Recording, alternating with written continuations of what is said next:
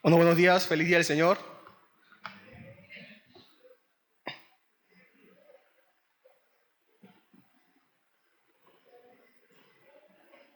Qué bueno, otra vez es un gozo, una alegría para todos nosotros poder estar aquí. Siempre estamos esperando este día para adorar juntos a nuestro Dios y sobre todo también para escuchar su palabra y poder recordar sus promesas y cómo ella nos guía precisamente a mostrarnos a Cristo, a quien necesitamos en esta nueva vida que nos ha dado Él. Así que vamos a Filipenses entonces, a seguir en esta serie, participantes de la gracia.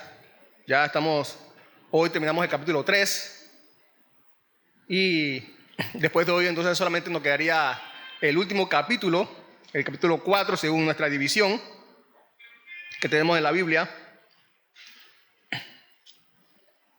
Así que estamos terminando ya esta serie de participantes de la gracia. Vamos a ver entonces los últimos versículos, o sea, del versículo 15 al 21, que dice: hermanos, así que todos los que somos perfectos tengamos esa misma actitud, y si en algo tienen una actitud distinta, eso también se lo revelará Dios. Sin embargo, continuemos viviendo según la misma norma que hemos alcanzado. Hermanos, sean imitadores míos y observen a los que andan según el ejemplo que tienen en nosotros. Porque muchos andan, como les he dicho muchas veces, y ahora se los digo aún llorando, que son enemigos de la cruz de Cristo, cuyo fin es perdición, cuyo Dios es su apetito y cuya gloria está en su vergüenza, los cuales piensan solo en las cosas terrenales.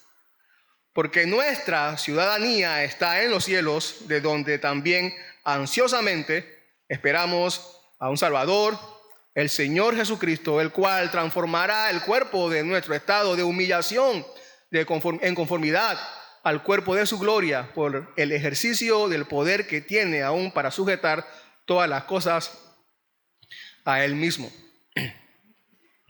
Hoy también tenemos Santa Cena, como pueden ver, así que hemos también venido preparados con un corazón agradecido por este motivo.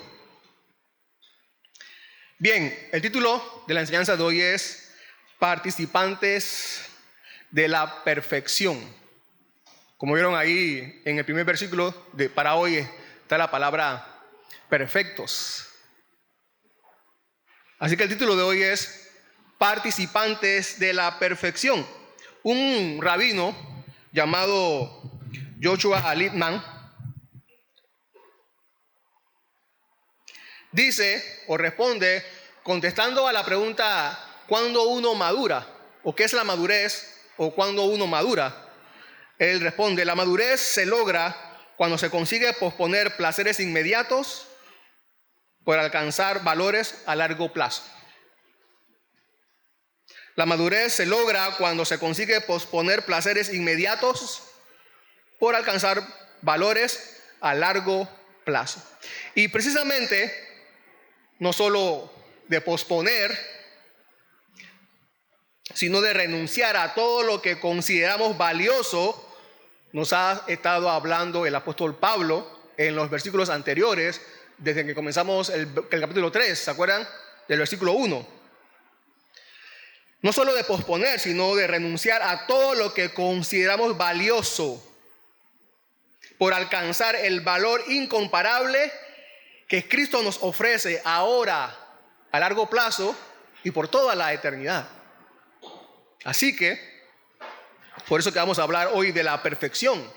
La palabra perfecto que usa Pablo aquí, como vamos a ver más adelante, habla de madurez, La semana pasada, para hacer un recorderis rápido, reflexionamos sobre los versículos 12 al 14, alcanzar el premio del supremo llamamiento en Cristo. Pero como podemos leer, el apóstol habla allí en estos versículos en primera persona. Yo, dice, no lo he alcanzado, pero una cosa hago yo, prosigo a la meta. Pero en esta porción, como se dieron cuenta, acabamos de leer, el apóstol pasa de hablar en singular a hablar en plural. En plural. Para hacer un llamado a la unidad, como anteriormente ha hecho aquí en esta carta, en los primeros capítulos, que también ha llamado a la unidad. ¿Por qué? ¿Por qué? ¿O para qué? Porque somos, otra vez, participantes de la misma gracia, todos. Así le habla a los filipenses en ese momento y por aplicación a nosotros. Todos somos participantes de la misma gracia. Hoy, en esta porción, participantes de la perfección. Perfección que se experimenta, por supuesto, por ser participantes de la gracia en Cristo Jesús. ¿Quiénes son entonces los perfectos? Los maduros. Los que han pospuesto placeres inmediatos, o sea, renunciando a sus méritos propios por alcanzar valores a largo plazo, o sea, alcanzar el valor incomparable que hay en Cristo Jesús. Así que tienen una actitud, como vamos a ver, número 1 en esta porción, tienen una actitud para alcanzar a Cristo, versículo 15 y 16. También para imitar a los que siguen a Cristo, versículo del 17 al 19, y esperan a Cristo para ser como Cristo, versículo 20 al 21. Entonces, número 1, vamos a verlo así. Somos perfectos teniendo la misma actitud, versículos 15 y 16. ¿Quiénes son los perfectos del cual Pablo habla aquí, en esta porción? Bueno, los que tienen la misma actitud. Los que tienen la misma actitud que él. Vamos a ver. Así que todos los que somos perfectos, dice.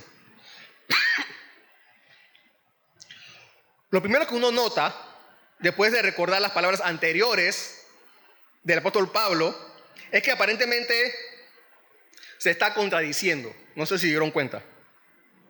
Porque en el versículo 12 dice él reconociendo que aún no es perfecto. ¿Se acuerdan? No soy perfecto, dice él en el versículo 12.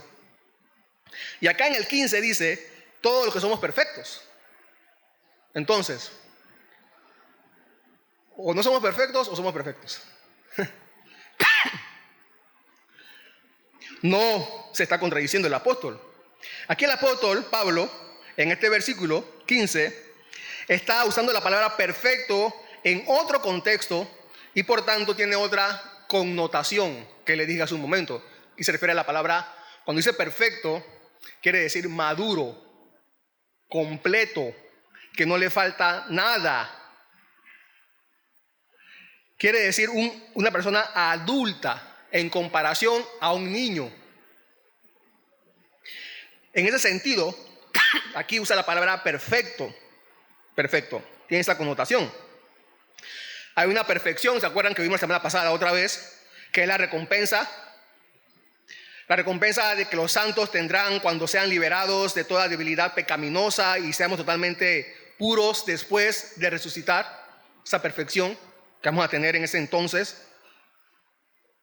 Así que aquí usa la palabra perfecto para hablar de completo, maduro, que no le falta nada. Otra vez en oposición a bebés o niños.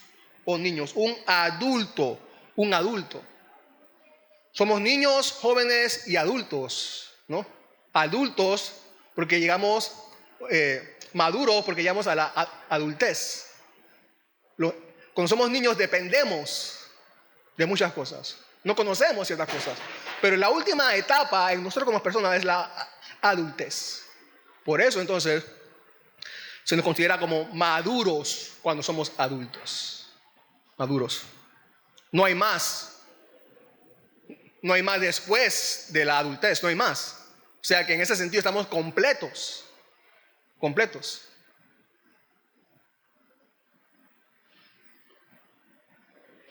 Entonces, para el apóstol Pablo aquí, un cristiano es perfecto porque una vez que un ser humano se encuentra en Cristo, como él ha venido hablando, tiene la condición más madura, más completa que un ser humano pueda experimentar. Dice un escritor llamado Bengel, dice, hay una diferencia entre los perfeccionados y los perfectos. Hay una diferencia entre los perfeccionados y los perfectos. Los primeros, o sea, los perfeccionados, están en la meta ya recibiendo el premio, ¿no? Ya llegaron a la meta para recibir el premio del supremo llamamiento. Los segundos, o sea, los perfectos, están aún corriendo la carrera. Como es lo que nos está diciendo ahora mismo el apóstol Pablo en este versículo 15. Aún estamos corriendo la carrera los perfectos, los maduros. Pero bueno, el mismo apóstol Pablo entonces nos continúa aclarando quiénes son los perfectos. O sea, dice allí los que tienen la misma actitud que él. Fíjense, los que somos perfectos tengamos esta misma actitud, dice él. ¿Cuál actitud? ¿Qué actitud? La que él menciona en los versículos anteriores. Hacer una sola cosa. ¿Cuál es esa única cosa? Abandonarse en la rectitud de Cristo y desechar la propia para obtener el premio del supremo llamamiento de Dios en Cristo Jesús. Esa es la actitud del cual habla aquí, que todos debemos tener. Esta realmente, si recuerdan bien, esta realmente es la actitud de Cristo que el apóstol Pablo dijo que debemos seguir todos. Filipenses 2:5, ¿se acuerdan? Allá pues, en el capítulo anterior que ya vimos, haya pues en ustedes esta actitud que hubo también en Cristo Jesús. Acá dice otra vez, tengamos esta misma actitud. Recuerden que Cristo se despojó a sí mismo para después ser exaltado hasta lo más supremo. Esa es la actitud que Pablo tuvo, dice él, según su testimonio que vimos en el capítulo 3, que se despojó de todo, que renunció a todo por alcanzar el premio supremo. Debemos tener la actitud de llevar y cumplir a plenitud la nueva vida que Dios nos ha dado. Debemos tener la actitud de llevar y cumplir a plenitud la nueva vida que Dios nos ha dado. ¿Quién puede ser más maduro que eso? Aquel que tiene esa actitud. ¿Y quién puede ser más imperfecto y más inmaduro que aquel que vive para sí y no para Dios?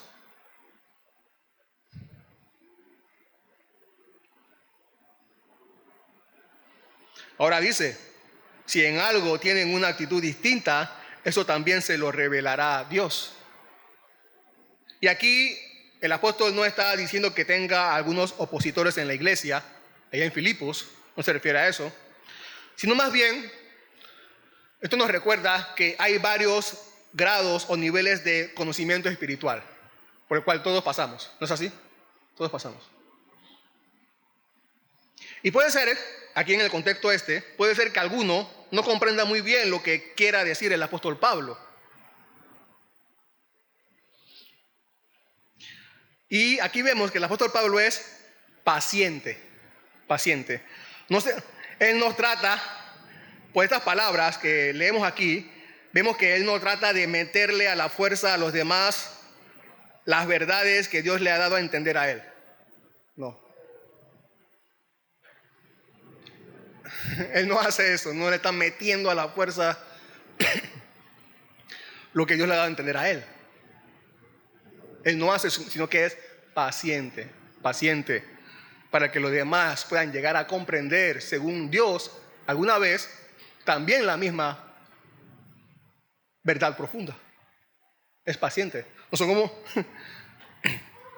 ¿Se acuerda cuando usted entendió las doctrinas de la gracia? ¿Se acuerdan? Que peleaba con todo el mundo. ¿Se acuerda de eso? Para meterle esa verdad a sus familiares, amigos de la iglesia, para que comprendieran lo que usted comprendiera. Y peleaba con todo el mundo, con medio mundo. ¿Se acuerda de eso?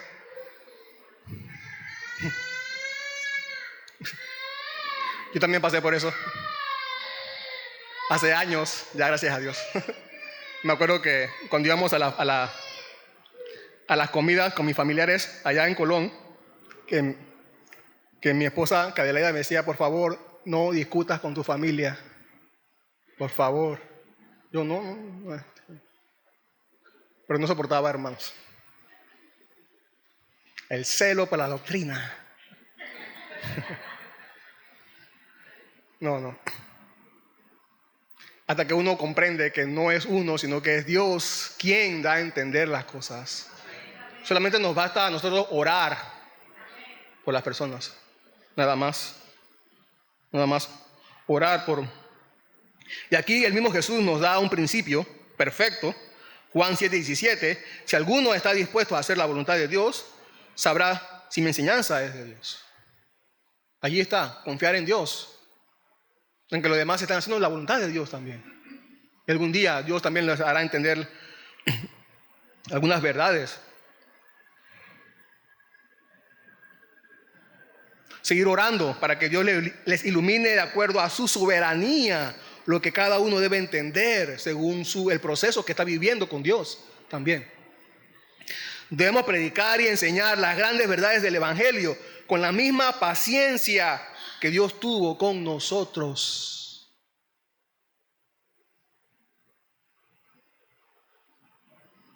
Sin embargo, dice el versículo 16, continuemos viviendo según la misma norma que hemos alcanzado.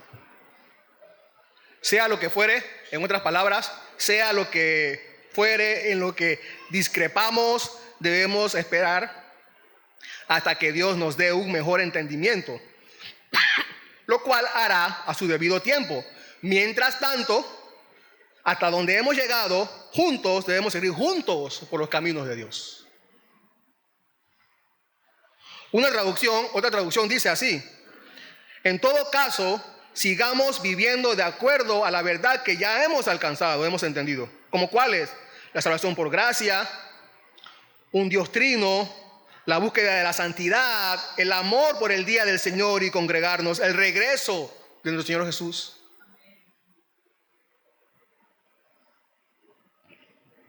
Los logros presentes, los logros de hoy, que hemos alcanzado hoy, las verdades que hemos alcanzado hoy, entonces son en cierto sentido una norma del deber por vivir en comunión, de seguir viviendo en comunión los unos con los otros. No de separarnos, sino de seguir viviendo en comunión. Dios nos dará más luz si usamos correctamente las verdades que conocemos y practicamos. Eso es cierto. Confiemos en Él. Andemos conforme a lo que hemos alcanzado. Así, por supuesto, Dios será glorificado y nos mantenemos en una comunión pacífica también. Así que somos perfectos cuando tenemos la misma actitud de Pablo, de Cristo. Pero además de tener la misma actitud, esta actitud, también somos perfectos, versículos 17 y 19, siendo imitadores. Hermanos, sean imitadores, versículo 17, míos, y observen a los que andan según el ejemplo que tienen en nosotros. Pablo aquí nos exhorta a todos, a los filipenses y a nosotros también, a los cristianos perfectos, a los cristianos maduros, a imitar su perseverancia, como él lo hizo, a renunciar a cualquier pretensión de justicia propia, como leímos en los versículos anteriores, a buscar la justicia, imitarlo, como él buscó la justicia, que es por la fe de Cristo, a conocer a Cristo, a ganar a Cristo, a presionar, a insistir, a ser constante siempre hacia adelante para obtener el premio. Eso es a lo que él nos exhorta a imitar de él. Pero además, Pablo no es digno de imitar porque se ha propuesto conseguir alcanzar buenas cosas. No, él no es digno de imitar por eso.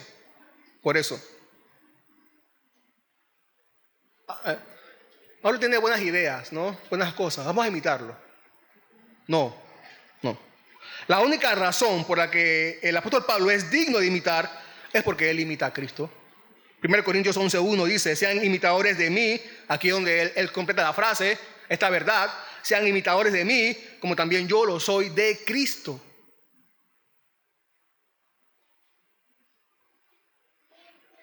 Así como debemos tener la misma actitud que el apóstol, porque era la misma actitud de Cristo, debemos imitar al apóstol Pablo porque él imitaba a Cristo. De la misma manera. Pero no solo a él también incluye a otros. ¿Se dieron cuenta? Ahí. A todos los que andan, dice. Observen, imiten a los que andan según el ejemplo que le hemos dado.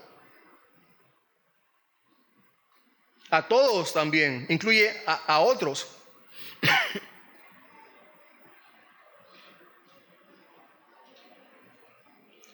Las únicas vidas dignas de imitar son aquellas que imitan a Cristo. De aquí entonces podemos deducir de estas palabras por qué no solo en la Biblia tenemos reglas y nada más, sino también vidas que nos son ejemplo nosotros. Estos ejemplos que encontramos en la Biblia del apóstol y todos los demás hombres y mujeres aumentan nuestra responsabilidad, aumentan su responsabilidad, los hacen a ustedes y a mí más responsables por nuestras propias vidas delante de Dios. Fíjense, Pablo nos pide que nos fijemos en ellos. Si no lo hacemos, descuidamos una de las mayores ayudas que Dios nos ha proporcionado para una vida santa. Leer la vida de los hombres y las mujeres, santos y santas, y más aún, si tenemos el gran privilegio de conocerlos, debe, aún hoy inclusive, debe despertar en nosotros un ardor y un anhelo santo.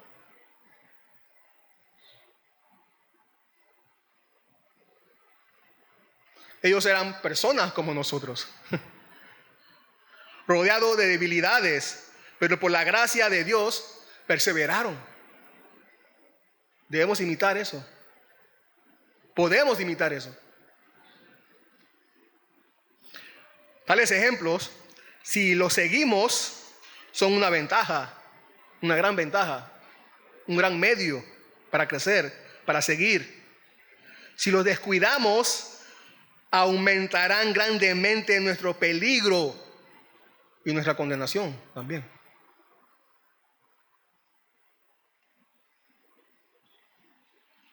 Debemos imitarlo. Estas personas deben estar en nuestra mente y en nuestro corazón primeramente. ¿Por qué?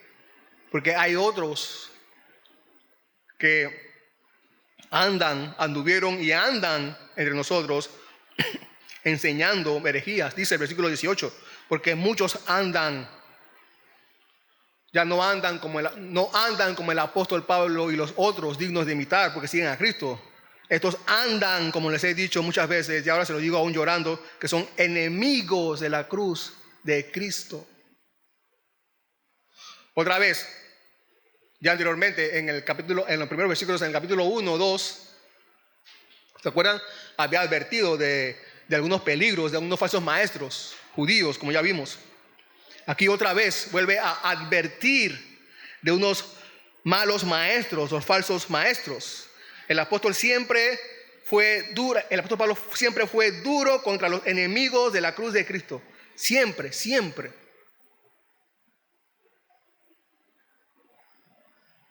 Siempre leemos que el apóstol Pablo siempre está diciendo cuál es el destino de esas personas que enseñan un evangelio diferente, un falso evangelio, ¿no? Hasta menciona sus nombres también. Por supuesto, hablando de imitar, debemos imitar al apóstol Pablo en denunciar a los falsos maestros, a advertirnos los unos a los otros de los falsos maestros.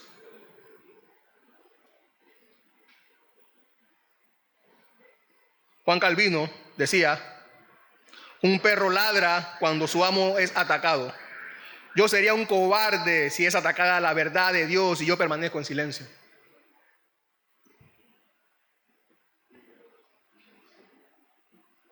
Pero ¿quiénes son estos enemigos de la cruz de Cristo? Los comentaristas bíblicos se inclinan más a que era cierto grupo gnóstico. Estos grupos que mezclan el cristianismo con filosofías, con prácticas místicas y con mucho libertinaje, no una mezcla. Y le causaban tanto dolor, dice allí, al apóstol Pablo, y tristeza, que le producían llanto.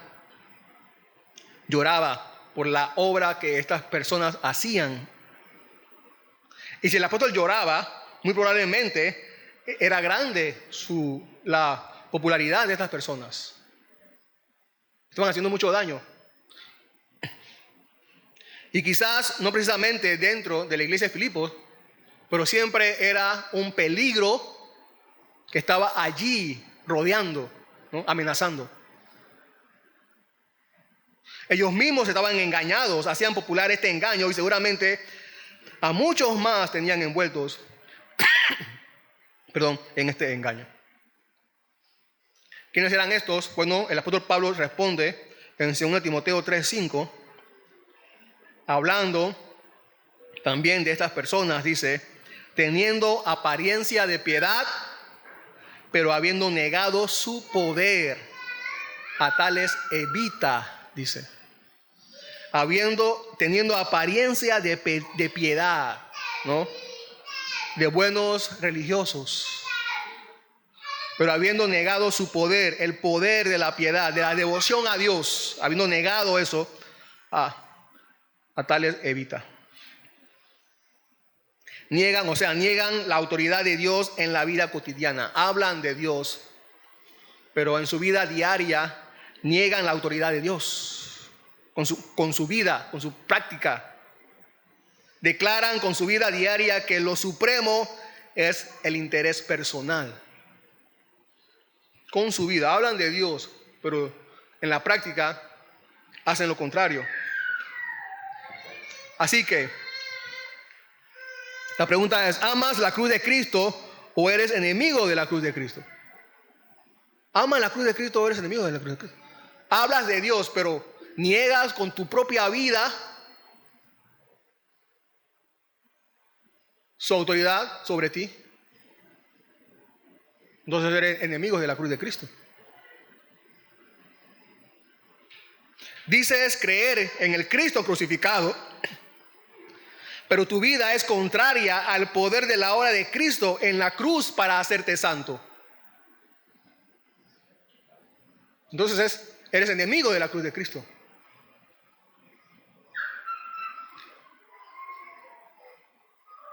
Y el fin de todos aquellos que son enemigos de la cruz de Cristo, dice el apóstol Pablo en el 19, cuyo fin es perdición, cuyo Dios es su apetito y cuya gloria está en su vergüenza, los cuales piensan solos en las cosas terrenales. Cuyo fin es la perdición, se refiere a la perdición eterna. Hay consecuencias trágicas, eternas, para aquellos que dicen amar la cruz de Cristo, pero que viven contrario al poder de esa obra en la cruz para hacerles santos para Dios.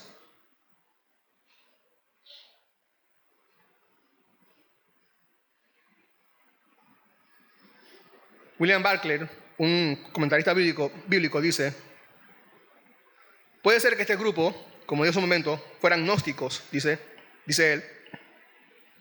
Estos enseñaban que el cuerpo es malo, pero que el alma es buena. Y eso siempre va a ser así, según la enseñanza de este grupo, que el cuerpo físico es malo, pero el alma es buena. Y es el alma la que se salvará al final, el cuerpo no. Por eso decían este grupo, no importa lo que hagas con el cuerpo, no importa lo que hagas con el cuerpo. Así que estos gnósticos enseñaban que la glotonería, el adulterio, la fornicación y las borracheras, por ejemplo, no tienen ninguna importancia para la eternidad. Porque no afectaban el alma, que era el cual sobrevivía a la eternidad. Nada más el cuerpo. Así pensaban estos. En esta ocasión, lo que son enemigos de la cruz de Cristo. Cuando dice cuyo Dios es su apetito, la palabra donde dice apetito, literalmente es la palabra vientre.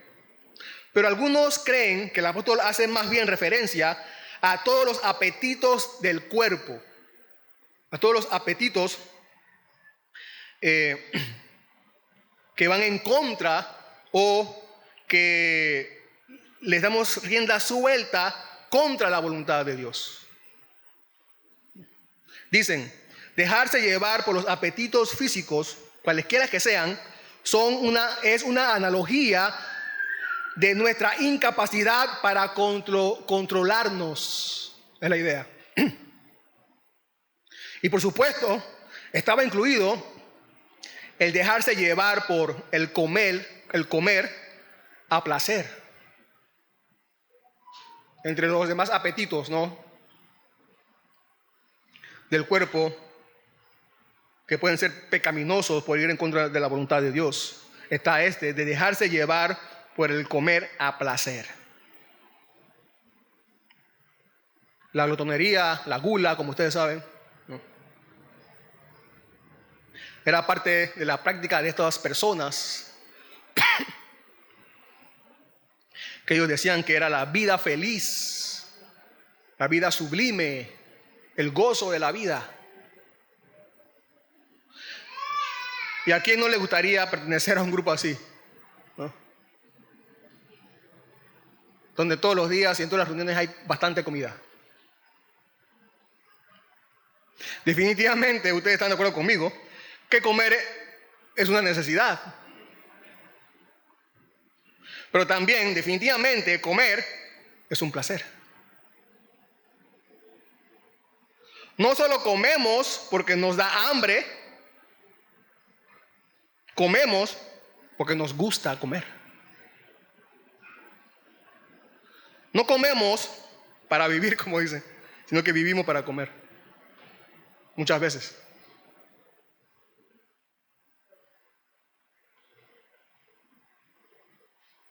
Podemos caer entonces en el pecado de comer por vicio o comer mucho para aparentar felicidad.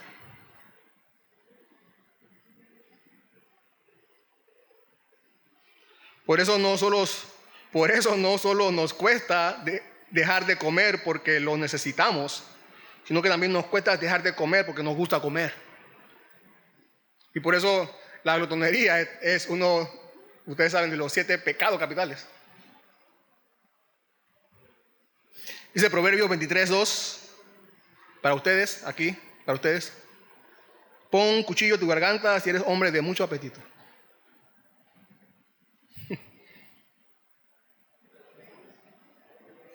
Alguien dijo, los hombres sensuales, cuando habla de sensuales se refiere a los sentidos del cuerpo, ¿no?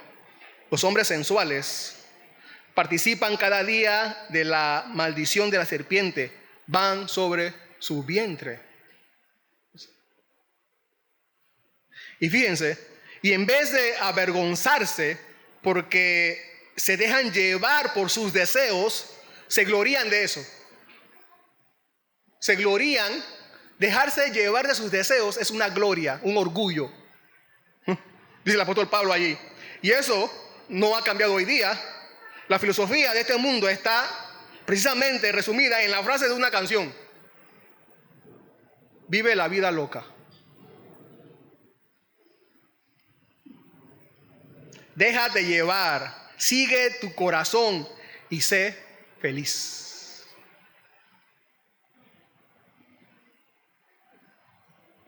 Hoy día eso es vivir de verdad, dicen. Por esa filosofía es pensar en el aquí, en el ahora y nada más importa. O sea, como dice el apóstol Pablo, estos piensan solo en las cosas terrenales y nada más. Nada más. Ahora, parece difícil decir que no debemos preocuparnos por las cosas terrenales, ¿no? Estas cosas Hay cosas que son necesarias para sostenernos durante nuestro servicio, nuestro vivir aquí. Tenemos una casa que es terrenal, tenemos que mantenerla, preocuparnos por mantenerla. Claro que sí, ¿no?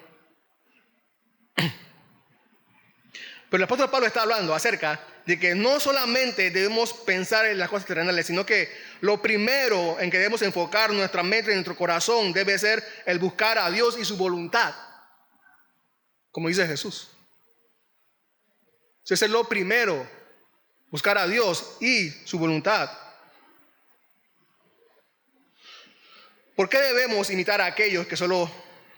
¿Por qué no debemos imitar a aquellos que solo piensan en las cosas terrenales y nada más? ¿Por qué nosotros no debemos pensar solamente en las cosas terrenales y nada más? ¿Por qué no? ¿Por qué no debemos vivir así? Bueno, la respuesta está en la siguiente parte del versículo 20. Y aquí entonces entramos a la tercera verdad. Somos perfectos porque esperamos al Salvador, Jesús. ¿Por qué? Porque nuestra ciudadanía está en los cielos, de donde también ansiosamente esperamos a un Salvador, al Señor Jesucristo, el Señor Jesucristo.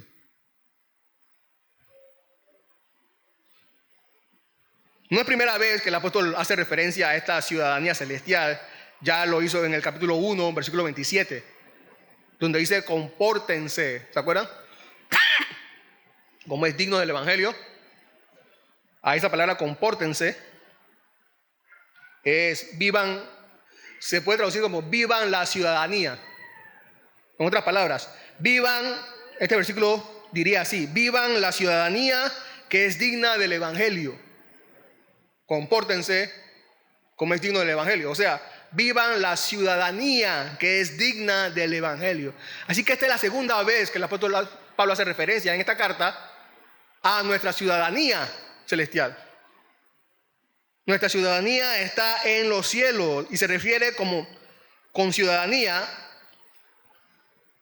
dice, se refiere a la nación en la cual nuestro nombre está registrado en la lista de ciudadanos porque hemos nacido allí o porque tenemos nuestro estado civil oficial registrado allí, ciudadanía. En el caso de los cristianos, nosotros, porque hemos nacido allí. ¿Recuerdan cuando Jesús estaba hablando con Nicodemo? ¿Recuerdan en Juan 3? No lo vamos a buscar ahora, pero recuerden que Jesús les dice que, según muchas traducciones de la Biblia, es necesario nacer de nuevo. Bueno, más literalmente, o la traducción más correcta es necesario nacer de arriba. Era lo que le estaba diciendo Jesús a Nicodemo. Nicodemo, para entrar al reino de los cielos, es necesario que nazcas de arriba. De arriba. Por eso podemos decir que nosotros, los cristianos, hemos nacido allá. O de allá arriba.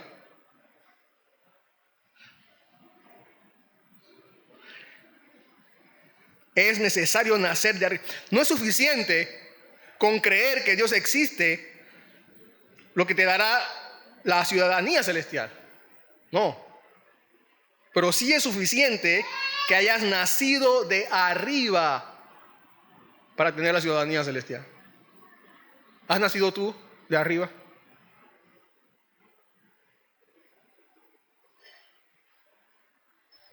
Por supuesto, eso es algo que solamente el Espíritu Santo puede hacer, como Jesús también le dijo a Nicodemo. Solamente es algo que puede hacer el Espíritu Santo por ti y para ti.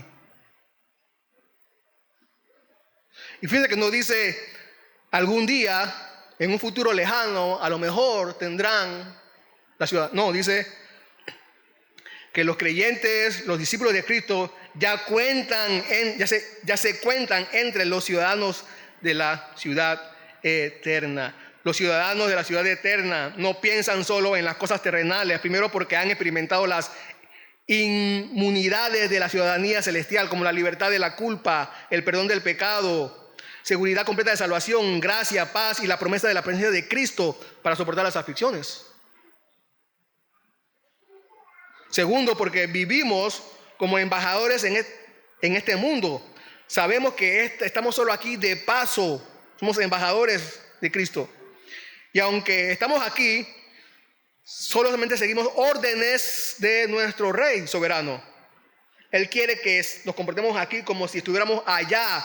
Por lo tanto, nuestro único deleite es hacer su voluntad.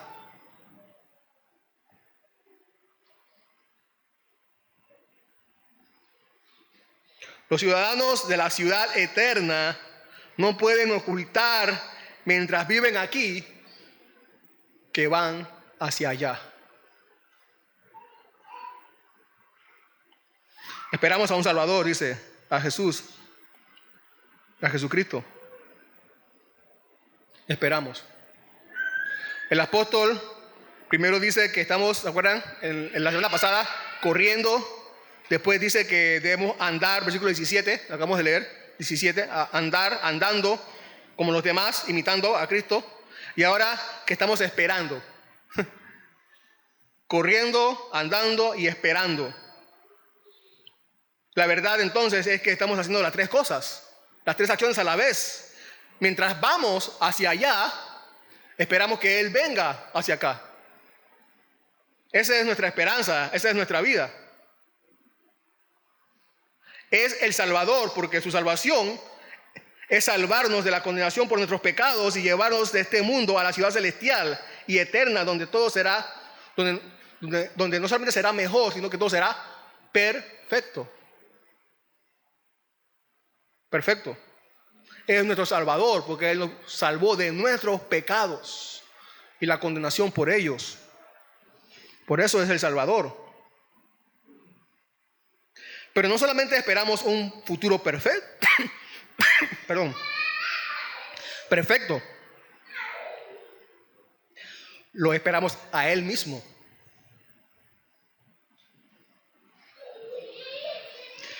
En el capítulo 1, versículo 23 de Filipenses, el apóstol dice que teniendo el deseo de partir, ¿no? Y estar con Cristo, dice.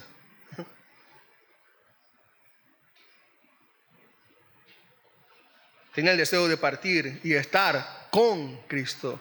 No dice teniendo el deseo de partir y estar con mis familiares queridos. No dice eso. Sino de estar con Cristo.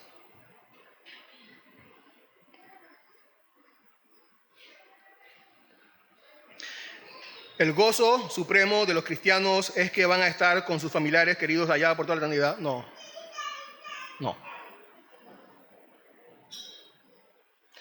El gozo supremo de todo cristiano es que se va a encontrar con su Salvador allá por toda la eternidad.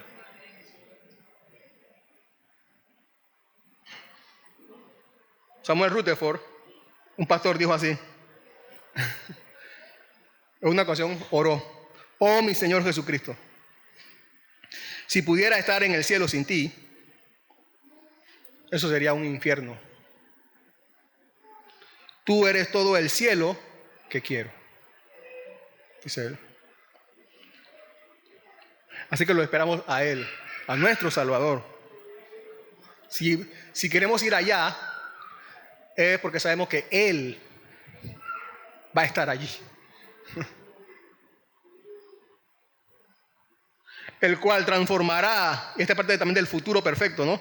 El cual transformará el cuerpo de nuestro estado de humillación, o sea, inclinado al pecar y a la desobediencia, nuestro cuerpo, a Él, en conformidad al cuerpo de su gloria, por el ejercicio del poder que tiene aún para sujetar todas las cosas a Él mismo, su poder. Claro, Él siendo el Salvador de nuestros pecados, tiene que transformar nuestros cuerpos en cuerpos santos, incapaz de pecar. De eso se trata la resurrección, la promesa de la resurrección, que resucitaremos. De la transformación de nuestros cuerpos inclinados al pecado y la desobediencia a cuerpos santos, incapaces de pecar, porque de nada vale que Dios acabe con el diablo, pero deje nuestros cuerpos igualitos, inclinados a pecar, inclinados a desobedecerle por toda la eternidad. Así que necesitamos un nuevo cuerpo que lo obedezca completamente por toda la eternidad. Y otra vez, de eso se trata la resurrección de nuestros cuerpos. Entonces, este es el evangelio, que así como Cristo resucitó con un cuerpo glorificado, nosotros, los que ya contamos con la ciudadanía celestial, también lo haremos. Nuestro cuerpo será, dice ahí el apóstol Pablo, en conformidad al cuerpo de su gloria, en otras palabras, inmortal, como el cuerpo de Jesús es inmortal, como el cuerpo físico de Jesús es inmortal, ¿no? Jesús le contestó, Juan 11, 26, Jesús le contestó, yo soy la resurrección y la vida, el que cree en mí, aunque mueran, vivirá, y todo aquel que vive y cree en mí no morirá jamás. También serán cuerpos incorruptibles, o sea, que no serán cuerpos sujetos a la corrupción y al pecado, no más. En 1 Corintios 15, 42 dice, así es también la resurrección de los muertos, se siembra en un cuerpo corruptible, se resucita en un cuerpo incorruptible. Nuestro cuerpo será idéntico, como Cristo fue conocido después de su resurrección por los discípulos que lo conocían, así también nosotros seremos conocidos por los demás. Será un cuerpo sobrenatural también, porque así como Cristo, recuerdan que en algunas ocasiones se apareció con sus discípulos, o a donde sus discípulos, cuando ellos tenían la puerta cerrada, así también será nuestro cuerpo sobrenatural como el de Él. Alguien dijo, los sentidos de ese cuerpo, dice, serán maravillosamente mejorados, glorificados, por supuesto, ¿no? De modo que veremos a Dios y hablaremos el lenguaje del cielo. O sea, el español panameño, por supuesto, ¿no?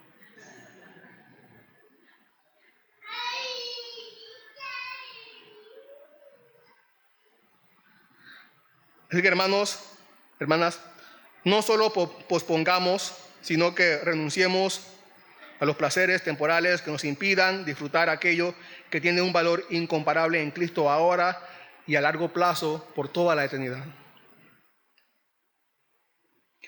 Los que somos perfectos, dice el apóstol Pablo. Los que somos perfectos. Sí, somos perfectos. Pero no porque estemos sin defecto o porque no tengamos defectos. No por eso. Somos perfectos porque estamos completos. No nos falta nada. Todo lo tenemos en Cristo Jesús. Señor, gracias por tu palabra.